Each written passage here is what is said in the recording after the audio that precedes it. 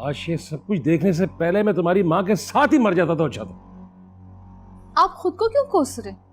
ये सारा का सारा कसूर तो भाई का है ना ऐसी आफत की परकाला लड़की को ढूंढते और ना हमारे पुरसकून घर में हंगामे होते। वाह, और ये बात कर कौन रहा है? इसका अपना रिकॉर्ड इतना ज्यादा है फसाद करवाने। कह लें आप, सारी भड़ास निकालें आप, मुझे इस घर से जाने का तो आप पहले ही कह चुके हैं ना।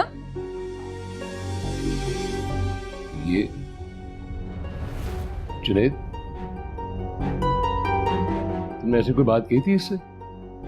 नहीं अब्बा, मैंने ऐसा कुछ भी नहीं कहा, इससे मेरा मतलब कुछ और था।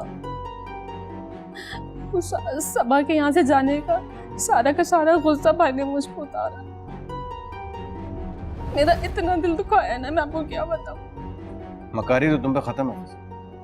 पता नहीं मेरा दोस्त यासिर किस तरीके से जिंदगी गुजारा तुम्हारे साथ। देखा आपने, देखा। चुप कर जाओ, बंद कर दो आपस की लड़ाई।